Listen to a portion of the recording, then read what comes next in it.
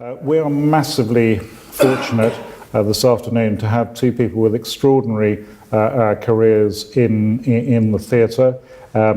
Caroline Sharman, who I remember from the age of 4, I don't have many memories before that, who went off, has gone off and is still on an extraordinary journey that has taken her through Chichester Theatre, Glyndebourne, Nottingham, an enormous amount of work abroad on the Arts Council, the British Council, back to Chipping Norton to take over the theatre there, and then to Portsmouth to take on the theatre there and to actually rebuild it, as well as being the artistic director. So very lucky to have Caroline with us, and she was directing it at a time when it was there weren't many other ladies directing, operating as theatre directors, not enough. And Nick Starr, who started his journey in Merton doing English literature, and who has been the man that ran the National Theatre, working alongside the artistic director Nick Heitner, and to huge public acclaim. Nick was responsible for rebuilding a theatre there, putting a pop-up theatre, the Shed, which I was heavily involved with, in there as a temporary theatre space. And then after leaving the National Theatre, the two Nicks have set up the Bridge Theatre, which has the best and most challenging theatre going on in London, or to my mind, anywhere in the world. But we can talk about that later. Caroline, perhaps we could start by you telling us, talking through the journey, and perhaps telling us how difficult it is to go on the journey you've been on. Well, it's interesting you touched on being one of the kind of early women directing. And one of my projects, I did a lot of work with the British Council. And I went to Mauritius, which was very nice, and I went to Greece and Mexico, where I picked up a husband, which is lovely. But I also worked in Syria, and I was really interested. This was at the time before Bashar.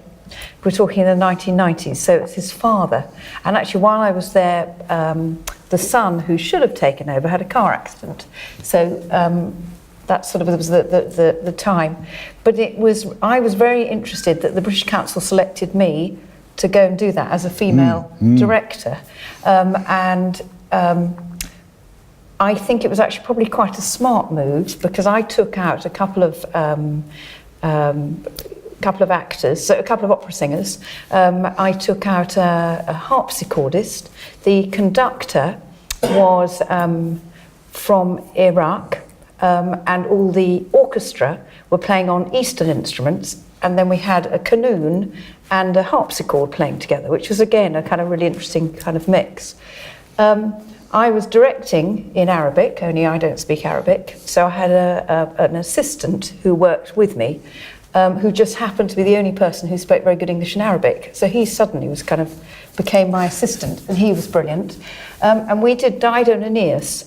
And the reason we did Dido and Aeneas, because Dido could have come from that part of Syria. It's where is Carthage, and it potentially could have come from there. So that was the connection. But listening to Purcell, it was really important that we had a way of getting the audience in. So we worked with a Hakawati, and a Hakawati is one of these wonderful characters who sit in cafes and tell stories. So we did this an abridged version of the story of Dido and the story of Aeneas from the Aeneid in Arabic with actors to start it, and then the opera started. And it was a really extraordinarily wonderful experience. We did it in various amphitheatres throughout Damascus, and then going out to Bosra. It was over a year, so it was a long period of time that we were out there. We had quite a few instances where the technical manager, who happened to work at the Opera House, who I took out with me, was arrested. So I had to go, kind of most mornings I'd get phone calls saying something's happened at these various junctures. A lot of things that you just wouldn't think would be part of directing a show. So that was the thing. And then the other really interesting thing is that we performed at Palmyra. And if you now know, Palmyra is no more. So that was really extraordinary. And we performed it there, and it took 2 days to build the set, to get everything in, and there seemed to be no audience. And if anybody's been to Palmyra, it really is in the middle of nowhere. And we thought, this is great, we've done this, nobody's going to turn up. And it was about 4 o'clock, the performance was at 6. And it was like they just came out of the desert. It was the most extraordinary experience. Everybody came, we packed, we had about 2,000 people, and we actually had to have people turning people away because it was such a kind of extraordinary occasion. So, I mean, those kind of experiences, I was very lucky to have been involved in. And it kind of still pings to what's so important to me is that what Peter Taylor, who was the British Council representative there, was using the arts as a way to collaborate, to get, as a vehicle to bridge the challenges between the UK and Syria. Obviously we know we're in a very different place now, but at the time it seemed a very good way of kind of using the arts. And that's always been a kind of passion through everything that I've done, is that it can tell stories and it can unlock people and allow people to explore things that they perhaps wouldn't explore if they didn't have beautiful music or beautiful characters and just lovely narration. It kind of freed people's minds to listen. Nick, what inspired you to go into the theatre? What still inspires you about the theatre? I started my career working for a socialist theatre company in the East End, and what so the great mission to connect theatre with an audience that didn't go to theatre really, and it fitfully worked. In the early 80s there were just a number of things, a kind of red-budded populist theatre put on in a former chapel. Every now and then you get a show which would chime with the local audience in social housing around. And then I've sort of moved through a variety of sort of small theatres like the Almeida Theatre and the National Theatre. And so I've gone from sort of big and small. And I've sort of gone through, most of my life has been in subsidised theatre, and then just in the last 4 years, unsubsidised theatre. But I guess what I'm really interested in is, and I think is, can the good be popular, and can the popular be good? I mean, I think resounding yes to both of those questions. But if we were probably in a number of other countries, the answer would probably be no, or it'd be thought to be no. But I think there's one very, very big motivating thing, which is to say that popular is not a pejorative. And art house, theatre should not define itself. Its virtue should not be defined by a small number of people in the audience. So what are you most proud of in your recent work in the commercial, e.g., unsubsidised sector? What is the work that's echoed your view of the theatre that you're most proud of? Probably the productions I like most probably don't fall into that category. I'm thinking, but they have that in their heart. So there was a very interesting bit of music theatre that was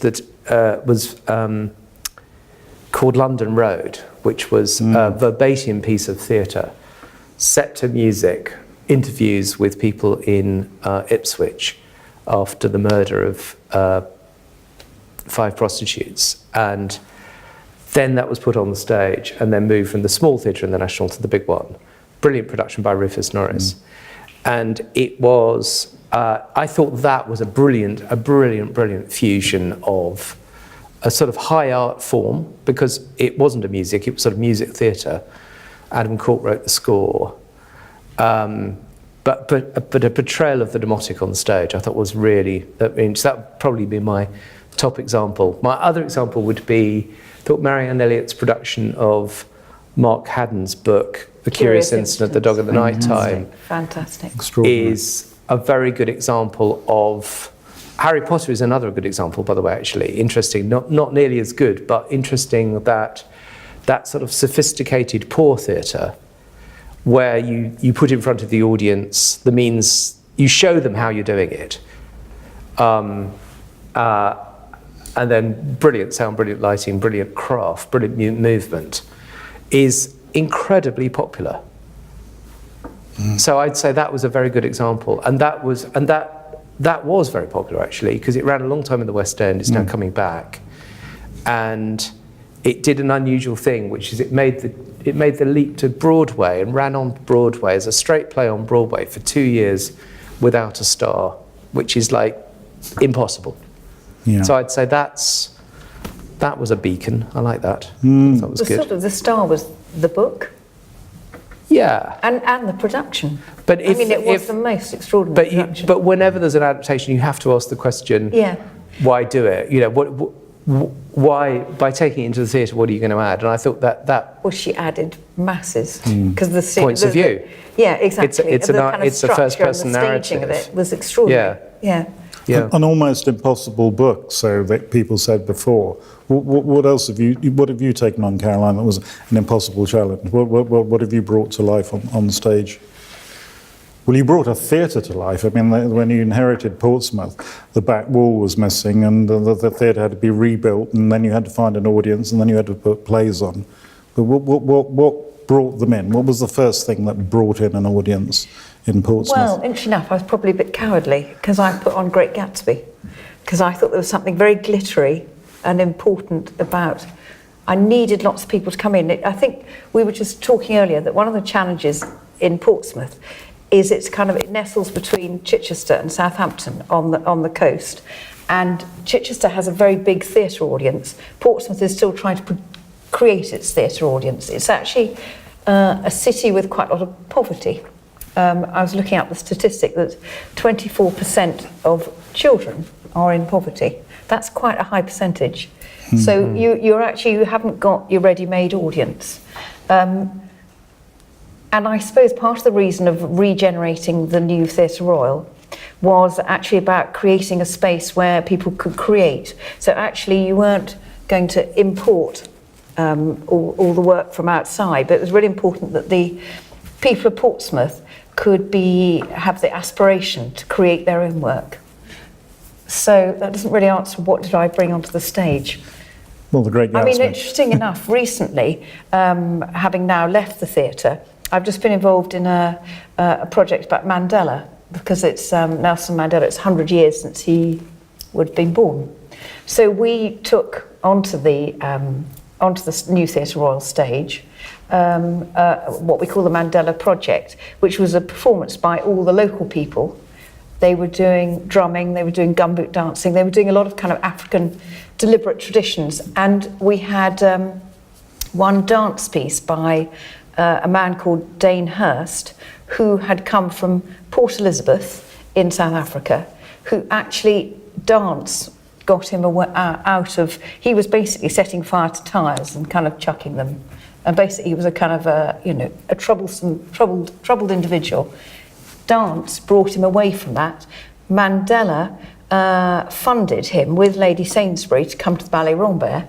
So he studied at the Ballet Rambert. And then when Mandela was released and came, he created a piece for him.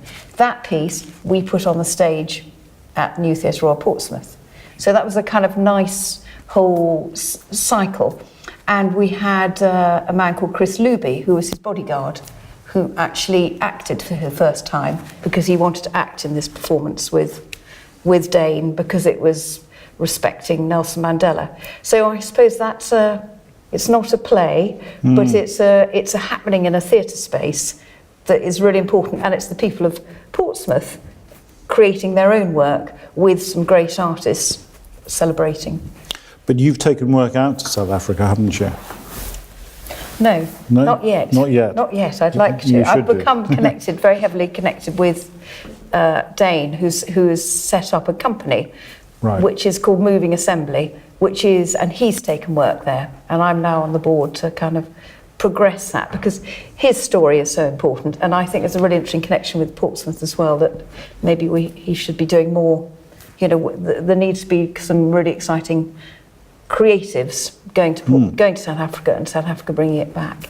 But I think there's some interesting recent work done in sort of social studies suggesting that a community is much happier if it has libraries, a public park, a theatre. And therefore, to me, that seems an immensely important argument for subsidised theatre, for rebuilding, in your case, Portsmouth, for rebuilding the National Theatre to update everything. So, subsidised theatre, what are we trying to do with subsidised theatre? I think there's a very early formulation that is that you're subsidising the audience, and I think that's probably a very good way of looking at it. That you're trying to keep ticket prices low and volume high, Making it accessible. Making it accessible. That's right. Yeah. I mean, the subsidised theatre has so completely taken over from the commercial theatre in the UK, in London, that actually, where there were playwrights who would be done by commercial producers in the West End, who in the last few decades have migrated into the subsidised theatre. So there is now the sort of innovation system is entirely in the subsidised theatre. And you need subsidy because without subsidy you don't get, and you need subsidy coming from the state. It's quite interesting how the subsidy that comes through tax breaks in America doesn't appear to be nearly as good at funding innovation. I suspect because individuals making choices about where to put their money need to be non-individual basis on which money is handed over as well. So I think we can see that subsidy is absolutely vital for the growth of playwrights, directors, designers, actors, and so on. I think there are some problems in the system as they exist at the moment, which is that we're very good at making plays, but we're not very good at making larger scale pieces which will entertain people, and they're conventionally are imported from America. But Caroline, when you were putting together the theatre at Portsmouth, you had a lot of different bits of the community that you had to pull together, and how did you see your way through the works? Because you had local people, you were trying to work with local universities and schools. How did you reposition it, if you like? What was the community that you were pulling together there? Well, it's interesting. The particular area that where this theatre is on something called Guildhall Walk, which had one of the worst reputations, not only in Britain but in Europe, for violence on that particular street. So I kind of, and then there was a particular area which has a very kind of right-wing, attitudes. So I think that was partly why we got a lot of funding, because there was a thing that if you have the opportunity for people to collaborate and work together and pull people from all these different communities, then that's got to be a good way forward. So one of the things at the theatre that I really fought for was this creative space, so that we could actually have people doing workshops, developing ideas. And actually, kind of going back to what Nick's saying, that I think what's important in the subsidised theatre is you do have the opportunity to fail. You do, if you are subsidised and you create a piece, unless you have deep pockets in the commercial theatre, which you probably do as well, but you actually have, you can have a group of playwrights and a group of actors and throw something together, and it may work, but it may be a disaster, but you haven't actually invested any further than that, but you've actually given them the opportunity to try, because otherwise we'll be having playwrights who think, right, I've got to do this issue because I know that will go on at that theatre, and they won't be creating what is true to them. So I think that's another major reason why subsidy is important, because tangentially, they may be touching the environmental issue, or they may be touching the political issue, which might be what the big houses are wanting. But they need to find it in their own way through the creative space. So Nick, now you're in purely commercial theatre. How are you finding programming compared to the National Theatre? You know, you stepped out of being subsidised. So do you think you're still taking the same level of risks? Yes, we are, because we're mostly trying to produce new work because, as you know, because you're an investor in the company, that the idea is that if we can create an environment in which audiences will come and we can put on work, then every now and then we'll produce something which can go on and have a further life, and that's the return on investment. So yes, it's and I think that the biggest challenge, the simplicity of having that as your focus, of course, is massively helpful.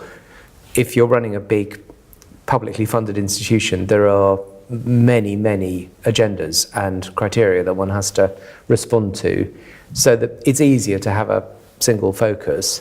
The difficulty is that I think we probably hadn't quite realised, or couldn't have realised, the extent to which the enormous increase in appetite from Netflix, Amazon, etc., the enormous demand there is for writers and content has really changed the career of writers in this country, obviously in America too. So if you're trying to put on new plays, you're going to wait a lot longer to get the plays to delivered. It's an interesting time, actually. That's fantastic, Yeah. isn't it? I mean, that's a fantastic fantastic for opportunity them. for writers, but it's not for them. But No, it's I mean, very, that is it's terrific, really, 'cause it's that's kind of really this- interesting. And I think it's gives going to be an them open space. question as Yeah. to whether what happens to quality, actually. That's the big Oh challenge, yes, that isn't would be it? interesting, because then you're just, if somebody's written it, I'll put it on. But you've got perhaps what people would call the golden age of television at the moment, because you've got a lot of people, the Amazons, the Netflix, throwing money to establish and build a television or cable-related audience. And this worries me. We were talking earlier. And I think if we look at a lot of the arts at the moment, if you're a musician, basically Amazon, YouTube has effectively taken your royalties away. You know, you've got wonderful musicians in the 60s and 70s whose royalty streams have been cut by the order of 90% or more. And this is why you're getting all of these elderly rock stars going back out on the road, because they can't afford to live on the royalty stream that they would have done 5, 10, 15 years ago. And writers now are having their prices of their novels dictated by Amazon, who said, right, that's what you're going to charge, that's going to be the price of your novel. We're discounting it by selling it at a third of the listed price. And so the writer then has to step back, and that comes off their earnings, so they're being sliced by a third. So music, novels, all being the artist at the end of the day is suffering, and I worry that the writers for TV and films, films heavily pirated, I worry that ultimately this sort of feast we're in at the moment, once 2 or 3 big players have emerged, and maybe Disney, maybe Netflix, you come down to literally the number of people commissioning writers just suddenly falls off a cliff, and you've got 2 or 3 dominant players, and they go, right, well, now we'll tell you what the price is of the writer. And for me, the one thing, everybody should read this book, incidentally. It's called Move Fast and Break Things. And the guy that's written it has an extraordinary grip on the way that Facebook, Amazon, and Google have interfered with have reduced the writer's ability to live. So we move through this golden age of TV. We come down to 2 or 3 big providers. They dictate the prices. The only thing left is live theatre. And it seems to me immensely essential that live theatre continues to exist. It's grown, we know, over the last decade in London. Nick was saying earlier about 25%. But for that, it has to be the way that subversive or changing ideas enter. Absolutely. And it seems to me that in that situation, theatre is sort of standing up to speak on behalf of most of the other arts, possibly not poetry, but certainly on all the others, as a place where they're not interfered with by Facebook, Google, Amazon, Netflix, and you can actually say things. And don't you think this is really? I absolutely agree. I completely agree. I think that because it's so much easier you can get out the way. There's an audience. There's an artist who wants to say something. Very easy to sell tickets. It's very easy just to make that connection a really, really close one. I also, for as long as the boom lasts and the Netflix and so on, my question to playwrights is what does it feel like to write 10 hours? I mean, I think the question is not, at the moment, it feels great because I'm actually paid. And that's great. And the thought of that might be writing something open-ended. But the idea that you're just writing this stuff which may or may not get made, and if it gets made, it might be noticed or not noticed. Netflix don't release any viewing figures, do they? No. So how do you know, as an artist, as a writer, how do you know what your connection with the audience is? That must be awful, isn't it? Very, very strange situation to be. So I completely agree with you. It just feels like there's a natural correction that must happen. I hadn't thought of the one about where they suddenly take the fees down. Yeah, because there's only 2 or 3 providers left. There's probably 7 or 8 of them competing at the moment. Ultimately, there'll only be 1 or 2 big ones left. And and then that leaves us in a world where there are way fewer writers, and the price of writers has come down. Yeah. Well, that would be very interesting. Yeah. Yeah. No, I can see. Yeah. It's scary times when there are so many these. The Facebook and as you said, these guys all. As it says here, undermining democracy. They're undermining the freedom. And that's where theatre is an important, or being live becomes even more important as the opportunity of where you can express what you want to express. I think it's incredibly important, and I think that's why theatre has always been important, because it has that ability to get new and challenging ideas in front of an audience without anybody getting in the way and saying, well, this is fake news, or censoring them. And if you look at Indonesia, which is now one of the world's largest democracies, for many years the puppet theatres there were the only way in the Sukarno era where ideas of democracy could be put through, because that was traditional theatre that people went to, and it was knockabout, but you could get a message across to an audience. And I think very politicised. And I think it seems to me that's really important. Nick, what messages would you like to get out there through the theatre at the moment? We were having a conversation earlier about, and I was giving you some concrete examples of some terrible failures where one had been at the National wanting to have plays about climate change, and how actually I don't think it works like that. And we all agree that it doesn't work like that. So I think, what would you like to see players coming out about? If somebody came along to you with a good environmental play now, is that something that you go, well, actually, that needs an audience? What are the issues at the front of your mind that would go click if you got a play about them? I've reluctantly come to the conclusion that science doesn't work on the stage. Okay. I can think of very few examples. I think probably the best science play is Michael Frayn's play Copenhagen. I don't know if you know it, but I saw it recently. It's very analytical. It's a play about the origins of about the originators of quantum mechanics, and it achieves a very clever metaphor between But otherwise, I think science often falls dead on the stage. So not that. It must be human stories, isn't it? Always. Yeah. And therefore the issues sit behind. Yes, I don't know, that's but right. I think it's I mean, as long as there's a...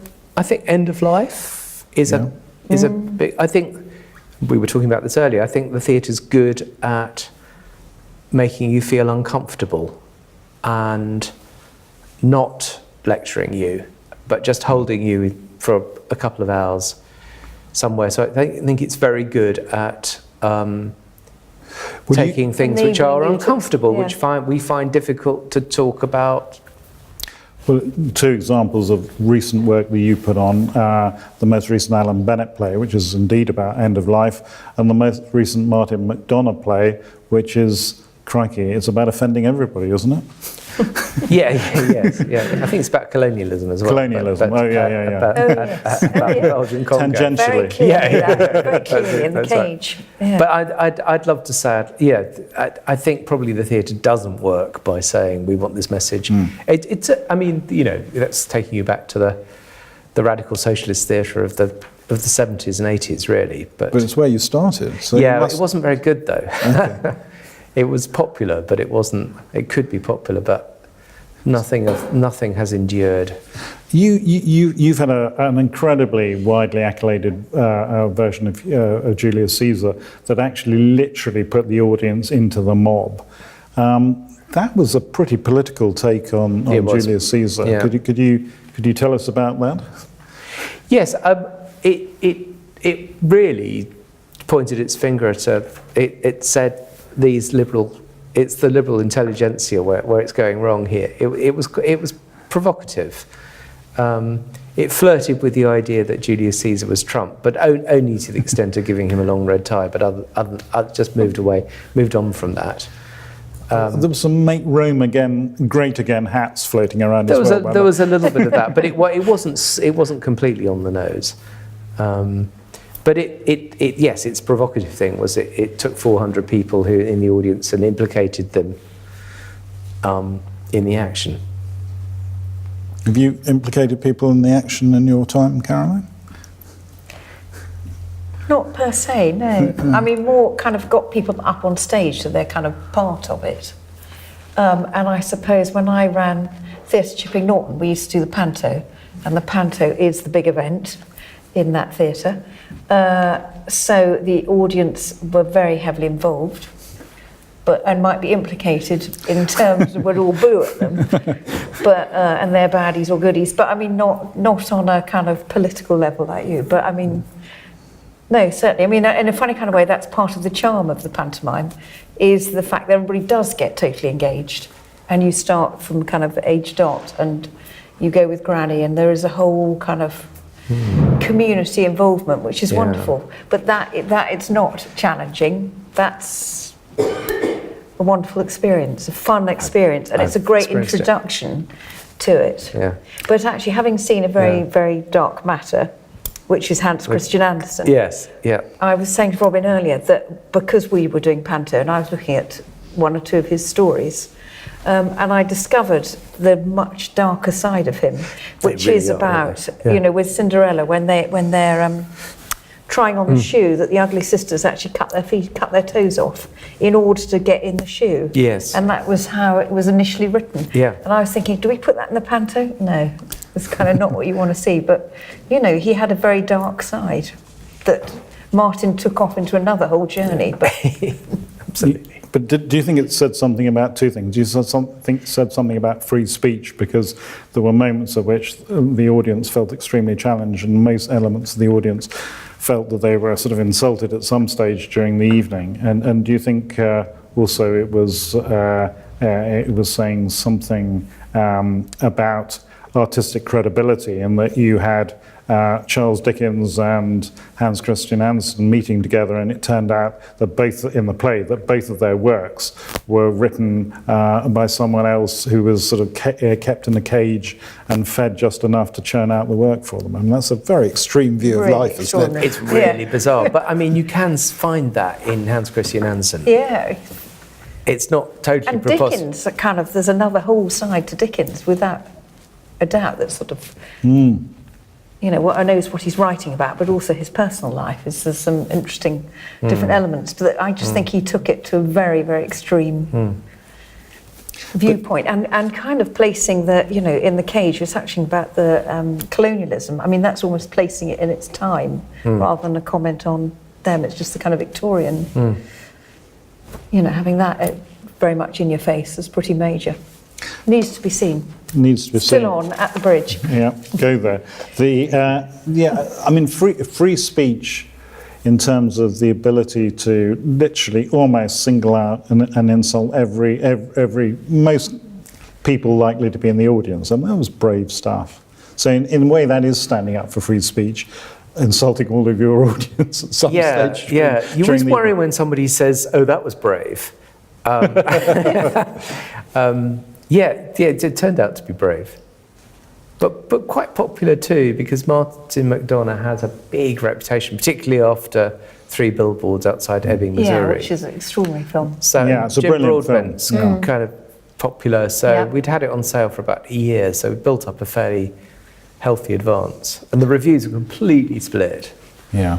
Liked it or loathed it. Yeah, no, they were very polarised. It was sort of either 1 or 4 or 5 stars, and that's good, I think. Better that than 3 stars. Yeah, I know. It encourages people to go and form their own, make their own. I think that comes back to what we're saying. We don't want to go to the theatre and just say, "Oh, that was a lovely evening." You actually want to go to the theatre and be challenged. Either you hate it or you love it, but at least you have a reaction to it. And actually, the person who sat next door to me said, "Worst thing I've ever seen." And I thought, well, great, that's a reaction. That's a clear reaction. But, the hubbub afterwards was fantastic because everybody was talking about it. Yeah. They were really, there was not quite often people leave the theatre and it's a bit quiet. You think, well, they're just going off to have a drink. Whereas absolutely people were going off to talk about it. What's that which about? is a massive achievement. Yeah. I think it's brilliant. Thank you. Yeah. I mean, we live in an interesting time because there's perceived to be morally or politically correct is something that social media sort of constantly judges on, and yet I feel that one of the things the theatre does well is to put flawed people on stage, whether they embody evil or whether they embody moral bankruptcy or a serious flaw, and then and the audience sees those people and sort of learns from them. So, we're at a difficult time in terms of what is deemed to be sort of acceptable. Do you think A, the theatre should try and be morally good, and B, do you think actually we get our most important experiences in the theatre seeing some pretty unpleasant sides of life as well as some good sides of life? What's the worst character you put on stage? Probably many years ago I did a piece called Respectable Wedding, which was an early Brecht piece, and it was the most disrespectful wedding, and all of those characters were vile, but it was incredibly funny because basically it had a veneer of respectability, and by the end of it everything had collapsed, including the table, including the entire the facade had completely collapsed. So I think that was probably one of the most extreme, vile characters. No. Everybody was fighting. It was just everything that you don't want a respectful wedding to be. Play-wise, I mean, we've seen some. Well, there was that wonderful dinner party in the Cottesloe before it was the Dorfman, where the sort of signs going up and people fighting at a dinner party. What have you put on stage where you've, other than Martin McDonagh, where you've consciously kind of held the mirror up to, extreme characters? to bad men. Versions of Macbeth, maybe, I don't know. Yeah, yes. I Or think Richard III, probably. Richard III? Well, I think there are an awful lot of interesting stuff. Hero's the villain, doesn't it? I mean, Do we not have enough villains on stage? Pantoland. Pantoland. You always want to be the villain. Best character. Yeah, that's interesting. Do you have the same number of people queuing up to be the bad guy as the good guy when you're casting and you're wanting to get somebody, a significant name on stage? Do they sort of express a preference? My agent doesn't want me to be seen to be a bad guy, or? No, I think generally the villains are the more attractive parts, probably. Good. Well, that's encouraging. What about censorship in the theatre? Because we live in a much censored age. What are your views on censorship in the theatre? Because obviously, we both studied the Elizabethan Jacobean period where censorship was rife, and you could wind up, getting branded or slung behind bars for upsetting any kind of subversive theatre. What are your views on censorship in the theatre? Should it be censored at all? But you mean beyond the laws of... Exactly.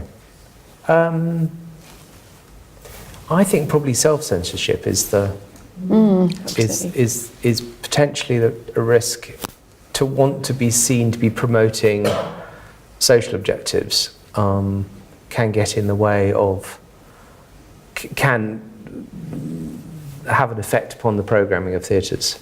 I think there's a great desire at the moment, quite rightly in many ways, for the theatre to be promoting social goods. But I think sometimes that can lead to rather dull work. You talked about a story. For you, Caroline, in many ways, telling the story. Telling the story is the key. I think, and I think the writer needs to have the passion and want to tell that story. And something I was sharing was this piece called Shiver that this playwright Louise Page has written, and it's about her husband has Parkinson's and is now dementia, and actually is now in a care home. He was a writer and a poet, and she's a writer, and they both wrote their stories. And it's called Shiver, and it's a really important piece of theatre because it's about the challenge of being a carer of the person who has Parkinson's, as well as the challenge of being the person with Parkinson's. And there's one very sweet moment where she'd gone out, walked the dog or something, and he'd broken a cup again because of the shake. He'd broken it, but he didn't want her to see that he'd done it, so he'd hidden it in his pocket. And it was about a month later that she was kind of clearing him out and just sort of sorting things, and found this piece of broken china.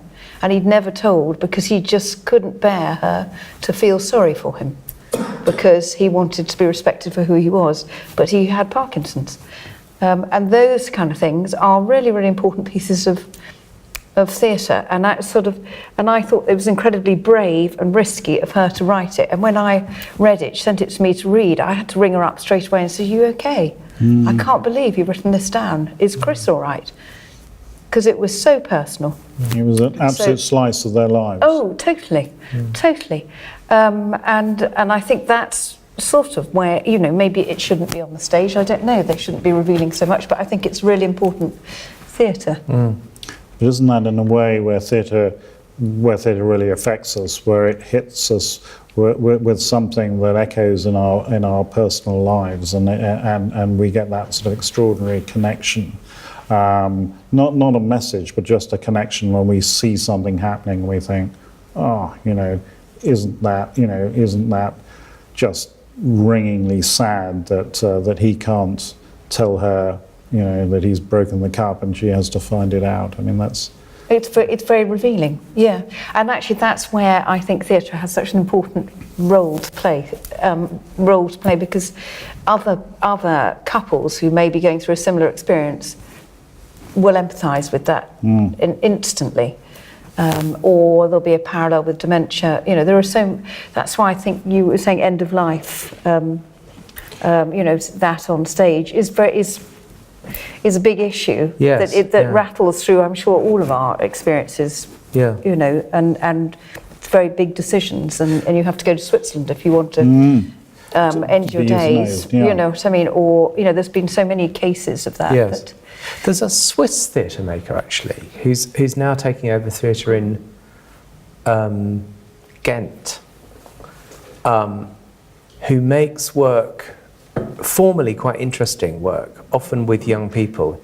He made a piece about the Belgian serial killer, and performed it and put together a group of children. This sounds shocking. Actually, it's extraordinary to see. There's a group of kids who are now sort of 14, 15, 16. But when they started performing, it were around 12. And they perform the story of this Belgian serial killer who captured and held children prisoner and murdered them. And it sounds like this would be cross every possible line of taste and decency, but extraordinarily powerful, and sort of managed to create a space in which the audience was able to just exist in that for about 2 hours. And he's just done the same thing. He's put another very controversial piece on the stage in Ghent, again using kids, and there's nudity on the stage, and a certain amount of the press has kind of put him on the front pages and so on. So I think this theatre can do something very interesting in a formal sense, which can also be provocative, which is not. I don't think it's quite so available to, for instance, film or television. There's often talk about there being a sort of theatre bubble in London. How do you keep your head out of that bubble and balance the need to take an audience with you, but still sell some tickets? How do you balance that? Well, I think that social media is I think knowing when to look at Twitter and when not to is probably the answer, and it is. And if you do spend a lot of time on Twitter, you do begin to say the people in that bubble represent the audience, and your audience is not reading those tweets. So selective ignoral, I think, is the answer. You've just had a unique opportunity to build a brand new theatre in London, really of your choice and design. I mean, probably the state of the art anywhere. That's an extraordinary thing to take on from a blank space. How can you walk us through how that worked? I mean, that's an extraordinary undertaking when there are so many theatres already in London to actually go and build a new one. I mean, yeah, for sure. I mean, most of the exciting theatres are in the subsidised sector. There's a group of theatres that were built, most of which were built in the theatre boom of the late 19th century. There was another mini boom in sort of around 20s, 30s. But so that the stock of West End theatres are proscenium arch theatres. Frank Matcham was the leading architect. He was involved in your theatre, wasn't he?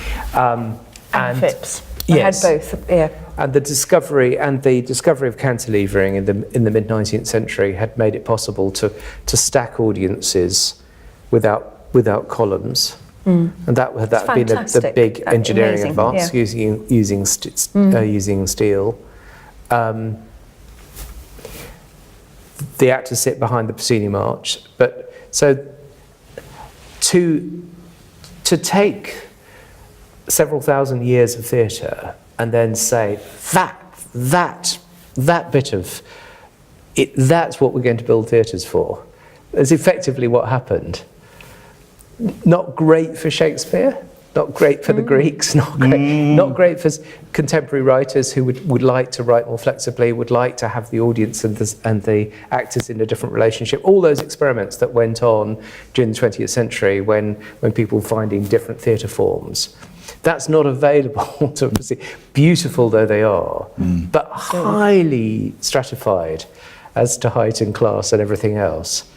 not enough loos, and so on. So just to be able to stand back from that and say, well, you do want a foyer where it's pleasant to be. You want enough loos, particularly for women. It would be nice to, and wouldn't it be great if you could build a theatre that had some flexibility in it, so that we could have an end stage or a thrust or in the round or whatever. And that's what we set out to do. To ask the question, what would that be? But with instead of cantilevering, finite element analysis running on software in 3D that's probably only been available in the last 20 years, manufactured by laser cut steel, probably only available in the last 20 years, assembled in a warehouse outside in Norfolk. It's a good idea to build a London building in Norfolk, because that's really cheap, high quality, low cost, innovative engineering. Bring it in and assemble it. I mean, it's Brilliant. One of the mysteries of the construction industry was why it hasn't gone more modular. So we went modular, and that was it really. But it's extraordinary, really. I mean, the productions there are so varied, and there's a very real sense in which you've almost gone back to the Elizabethan and Jacobean theatre in terms of just the immediacy of the audience with the actors. However the layout's done, you know, you're never very far from the stage. I think that's and the sightlines. You know, maybe that's modern science, but the sightlines are extraordinary. It is modern science. It is it's being able to take the view of every single person in the audience and actually look at what and they're not the same. I mean,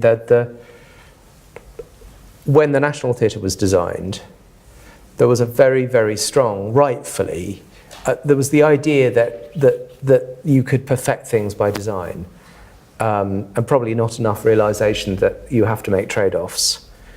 So the Littleton Theatre is organised like a cinema, because the stress was that everybody should share basically the same sightline. But it does, the inevitable consequence of that is to put people quite a long way away from the stage. You just have to make a choice that if you want to wrap people round, you get towards a courtyard form, which means the people sitting in the side seats have a less good view than the people sitting in the stalls. And that's probably a good thing, because you want to have different levels of ticket pricing. That choice, I think, wasn't available in the 1960s when a national theatre was being built for the first time, wholly with public money. I think, understandably, the imperative had to be democracy of sightline. But you know, one of the most extraordinary things that I think you've been part of was creating the shed at the National Theatre as a temporary space out on the South Bank, and running the most extraordinary regime through it, which was enormously liberating. I mean, a lot of fairly short runs, and you've got this incredibly young audience, and you changed the ticketing structure so that people booked very close to the time. You had a lot of young writers and directors and actors who, you know, were getting a chance to be at the National Theatre probably 5 or 10 years earlier than they might have otherwise. And from nowhere, at the end of the first year, it was the most happening place in London in terms of the theatre. And it broke my heart when it got taken down. But how did that all come together? Because that was a magic moment in the theatre, wasn't it, really? Yes, well, we needed a refurbishment of the Costello Theatre, because it hadn't had one for 30 years, and the seating structure needed to be replaced and so on. And it was felt that the opportunity was there. We needed a third theatre, so I thought probably best to build it on the site. So there was the square, and then to do something which was provisional, was temporary, and therefore that gives you the license to stir things up a bit. And I think that was really good, and a very good way, I think, to hand the baton on from one artistic director to another. Yeah. And Rufus picking that up from Nick, and Rufus very much being in tune. He directed the first production in the shed. So I think that was a very positive move, the increasing commissioning, the increasing taking risks, and we've seen We've seen people who made stuff in the shed then very successfully do work in the, people like Alexander Zeldin, very, very successful moving into the Dorfman. That kind of worked. It really worked, and it sort of broke my heart when it got taken down. But I suppose 4 would have been too many. 4 would have been too many, not a good use of subsidy. Yeah. Because too few seats. And also its magic was the fact that it was provisional and temporary, and I think we mustn't hang on to things that make them permanent. Yeah, I think. Although it's a shame it can't then go somewhere else. Yeah. Sort of, well, like, that was my dream, and that we could pick it up and move it around the countryside, but it would have quadrupled the cost of construction. It would have quadrupled the cost in there at the outset because it was sitting and plugged into all the National Theatre services. Yeah. Because Payne's Plough have got their theatre. They have. Which is Very lovely, beautiful. and it just kind of arrives, and then and it's performed, and it's lovely. It's something very special because it's like going to the circus. Yeah. Because you go into their space, and their whole piece is designed for them. Yeah. Pop-up theatre, you've done a bit of that? Pop-up in kind of alternative spaces, not ready-made spaces. Pop-up wherever. I think it's a really good thing. I've done it on. I had a company called Modern Music Theatre Troupe, and we used to put pieces on barges. I had opera singers kind of up on circus rings and things. I think any space is great if you can do a performance in it. We did very early days, before people were doing more and more of it. We did those interruptions, that in the McDonald's. Where we'd be having conversation, and the opera singers would suddenly take off, or somebody would be doing a knife and fork, and you suddenly found that everybody was playing an orchestral piece, apart from the 1 or 2 people who happened to be coming in for their big McDonald's. I love those. So those, I think those are kind of really lovely. Fun. And in a funny kind of way, that's more my background. So suddenly creating a theatre space was sort of inhibiting in some ways. And I absolutely hear what you're saying, because the New Theatre Royal Portsmouth is a Frank Matcham, Phipps, 19th century. And because the back had been burnt, so I could rebuild the whole stage area, but actually we were restricted by the auditorium, because you couldn't. I mean, I left it with the first kind of 6 rows you could actually thrust over. So potentially somebody could still do that, and then you've got the potential of the thrust or going back, but the practicalities of it make it a very difficult change. And unless you're probably more doing longer producing, then you can have a run for 4 weeks and you have it in the thrust. But if you are a receiving house, which is more what we do, what we did there, then you're in a proscenium is easier, because people come in there, they deliver it, and they do the show, and then they go. But no, I think the option to do different spaces is so important. Got to be right. Jenny is waving her microphone, so if you pop your hand up, and then Jenny give you the microphone. Hi, thank you for that. That's very interesting. My name is Faraz from Brasenose. And my question was, what advice would you give for getting commissioned at each of your theatres as a playwright? What are the routes and what are you looking for? Well, many theatres will give you feedback on. You're a writer. We'll give you feedback on if you send your play. They actually exist to give you feedback, and it'll be read by a reader, and then it'll be sort of cascaded upwards if they like it. There are a number of playwriting prizes.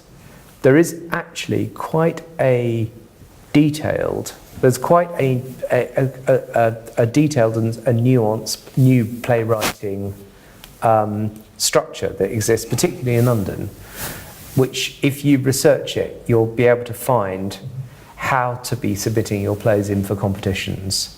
There's the Brunswick Prize in Manchester, for instance. So what I'd say is Google it.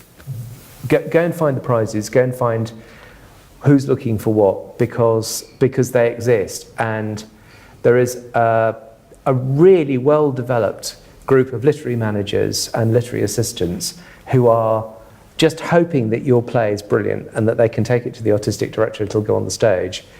So there is a great demand for plays.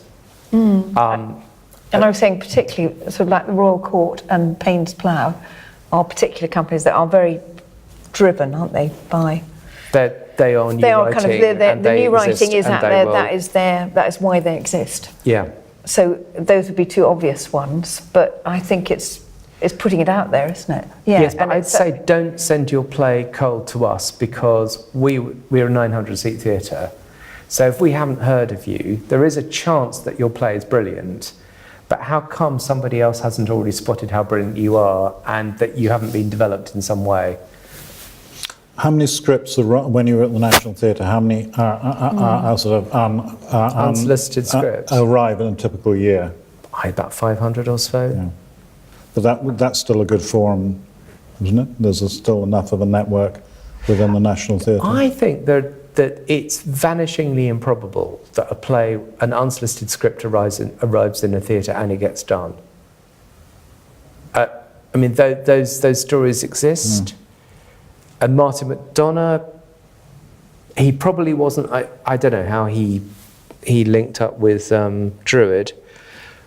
It then turned out he had about 6 plays, literally about 6 plays in his drawer that he'd written without showing to anyone. So they were all there. But I'd say you should feel confident that there are many theatres want to put your play, want you to be good, want you to have written a good play, and want your next play to be better than this one, and so on and so on. But don't send your play around unsolicited, is what I'd say. I also think it's quite good to develop it. I don't know how many, if it's a kind of four-hander or whatever, I think it'd be really good to spend time working with some actors on it, which would enable it to be developed, which also you might be able to have a bit of an audience. I don't know, and then you've kind of put it out, and maybe it's who you invite to come and see work in progress. Do you have an agent? Can I ask, what do you look for from your playwrights? Not from me, but when you're working with a playwright, what do you look for from them? What would be your ideal relationship with a playwright?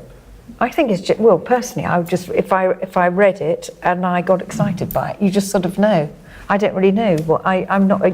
Nick's much more experienced, but for me, you just read it, and if it's or somebody recommends, that's possibly part of it. But really, just you're reading it, and it's what jumps out. I can't sort of think of any more. Is your question? Sorry, let's do this afterwards. Actually, there'll be time afterwards to follow this up. Yeah. Catherine Blundell, St John's. Could you comment on what the demographic of playwrights looks like now, and whether you think that it's changing at all in the Netflix, Facebook era? Oh, I don't think I know. Actually, I don't think I know what the demographic is. I couldn't answer that. Actually, do you know? I can hazard an answer. There are a number of theatres who have set it publicly as their intention, as their mission, to achieve a complete representation as between men and women of the number of plays they put on their stage, as in terms of ethnic minorities and other groups, and this is having an enormous effect upon the demand for plays from these people, and this is causing change very, very rapidly. And we're inheriting a situation which looked terrible, and change is happening. And I'm trying to say this in a completely value neutral way. But I think vast change is happening extremely quickly. And talking about London and the key thing about who's running the theatres, how quickly the artistic directors of London theatres have changed, have changed actually. So Nadia Full runs Theatre Royal Stratford East. Madney Eunice was running the Bush, now going to be creative director at South Bank Centre. His replacement is Lynette Linton. Indy Ribsingham runs the kiln, Punny Morell used to run the tricycle. You see what I'm saying? There's a vast change that's happened very, very quickly. But it still needs to keep changing. So if you are, so people want plays by women. There's a huge demand for plays by women. That wasn't actually where I was going with this. I was more wondering whether there was any evidence of any lack of creativity in younger people, given the prevalence of things that people can just absorb digitally, rather than the fantastically transformative experience of live theatre. Is there any evidence that today's...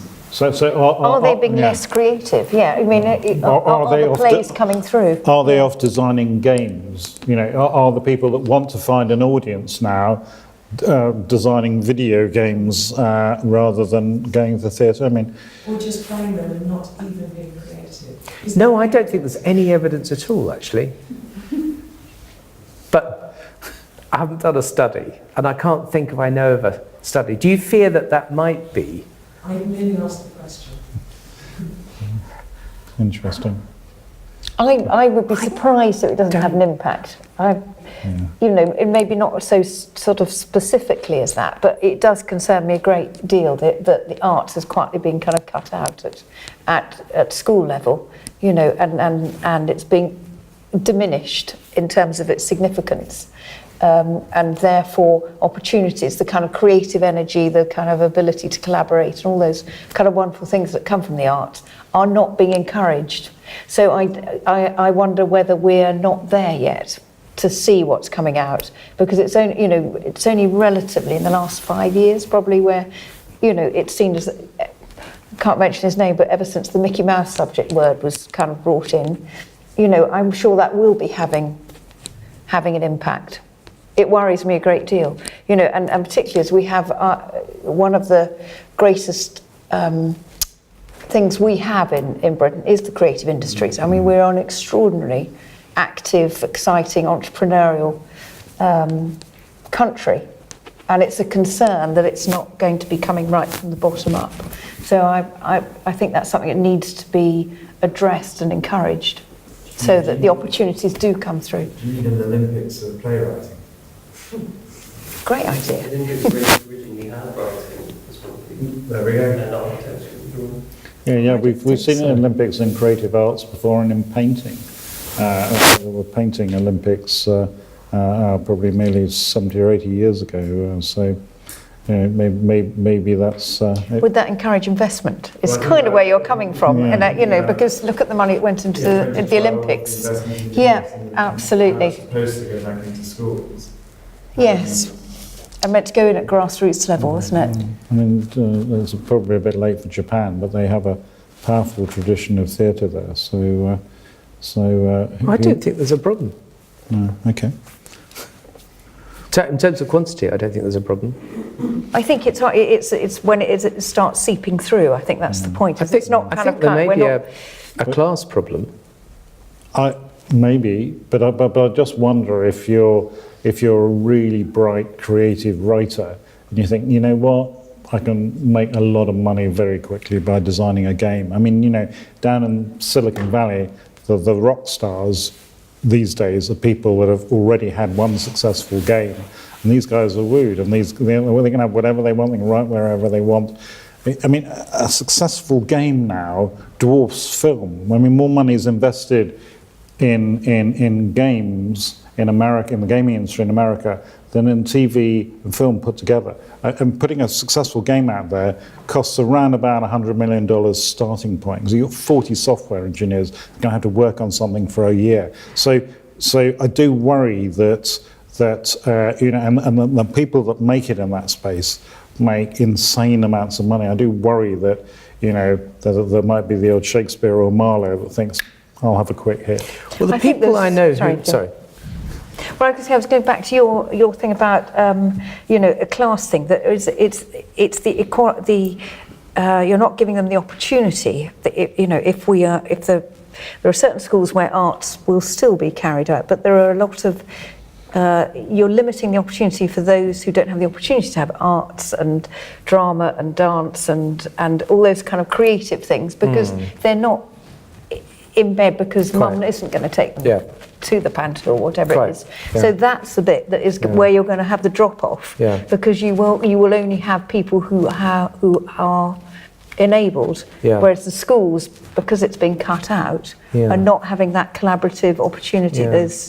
Those chances are not there, and that's where I think it's that's why it's important that's why it's important, the arts and the collaboration and there might be a great actor, there might be a great writer, but it's never going to be discovered because it's no longer important, because it's all kind of driven by maths, English, achievements, and that's where I think the impact will come through.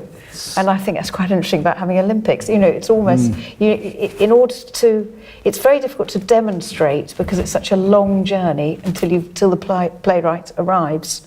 So it's... Geffen was the beneficiary of the 92 Student Olympics that took place in Sheffield and then went on to great success. Would there have been the same level of support for, the next Geffen playwriting? Well, the Arts Council grants have been successively cut. You went in the National Theatre had to live through a long period where Arts Council grants have been cut, didn't you? Yeah, certainly in London, I don't think the level of production's gone down. Right. So I'd say, if you're asking for evidence, I don't think I have seen evidence. And I think that what playwrights need is their plays to be put on. So that's what we should be looking at. Going back to the gaming thing, the people I know playwrights who write, are people like Lucy Preble, who have extremely successful careers across media, and every now and then will write an original play.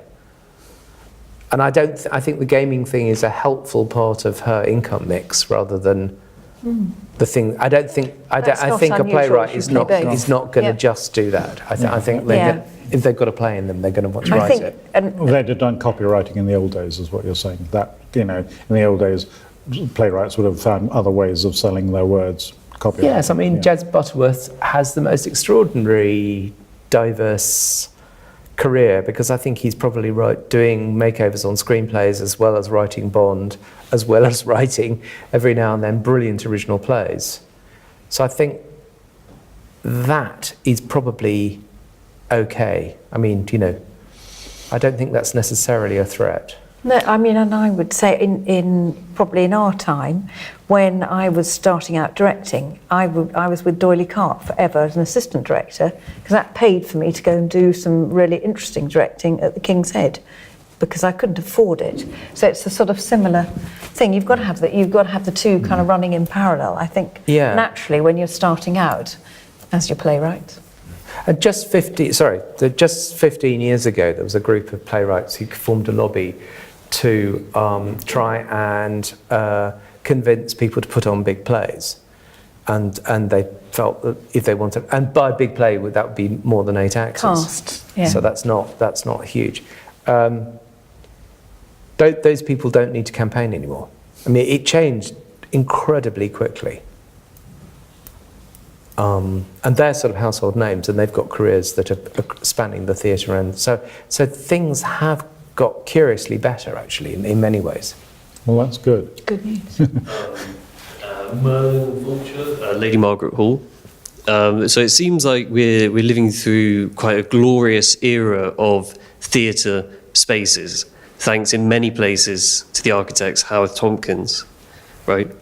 But at the same time, productive spaces, living spaces, this is all squeezed, it's quite troubled. So whereas, say, 40 years ago, a new theatre would be a big public civic space on the South Bank, today, new theatres of different scales are popping up in sort of residential or commercial-led urban regeneration projects, which are themselves quite fraught spaces, if you think about it in the sort of larger context. Is that a conflict that is a real thing for audiences and for theatre makers, or is that just something perceived? I think it's called survival. I think it's if that's where, because in the urban, it's whether you can get the funding in order to do it. I think that's what you're touching on, because certainly at the New Theatre Royal, a lot of our funding, because we were partnered with the university and because we were in a particular area where they could see the benefit of it. And I think, you know, there are various funding streams that come if you time with the development. There are several new London theatres which are in bigger, sort of quite large-scale urban regeneration projects. Yeah. So it's an interesting place to have a theatre, isn't it? Especially right now. Are you talking about gentrification? Well, I don't know. What are your thoughts? I'd ask you to be specific, because I'm not quite. When you say fraught, what do you mean? Fraught In a where's sort the of tension? larger cultural sense or social, if you look at issues surrounding urban regeneration, for example, and just space as something which is needed for creativity and for living. Yeah. So, for theatre, for new theatres to be in these places, I mean, it's exciting, it's interesting, but what's the reality of it? Yeah, okay, I see what you mean. I've become involved with a theatre, The Yard in Hackney Wick, which was invented about 7 years ago, and it's in light industrial building. And it's in an area where its lease is a temporary lease. It'll run out in a few years' time, and it'll disappear. The local planning authority has said to the developer, "You're not going to get planning consent unless you give The Yard its own land," which is extraordinary, actually, there, and we'll have to raise the money to build a theatre. There's going to be a dilemma, because the part of the nature of the theatre was that it just arrived and it's in this building that has no particular architectural merit, and there is a danger that we'll turn it into some sort of shiny, glossy thing. So I think there is a real issue where sort of organic, the abilities of theatre just to sort of establish themselves in former buildings is going to go in areas where property prices are high. But you were saying earlier about the major correction that's about to hit the property market. Yeah, no, absolutely. Yes. Record numbers of empty completed apartments in particular, and also malls being dismembered. So I mean, you know, there is going to be a watershed change, I think, in the London property market. So that could be quite interesting, to take over things built as probably not for resi, because it won't have the heights, but for things for retail. Yeah. That could be a really interesting, energetic thing to do. Mm-hmm. Yeah, well, I think I've certainly observed there's lots of temporary spaces, but it's always on at the behest of a developer with a bigger vision. So obviously, what's happening with the Yard has always been like that, though. It has always been like that. Actually, I used to run the Almeida, and we did a couple of temporary spaces, and they're always kind of meanwhile uses. I'm afraid we have to draw stumps there, but can I ask the audience to show their appreciation of Caroline and Nick?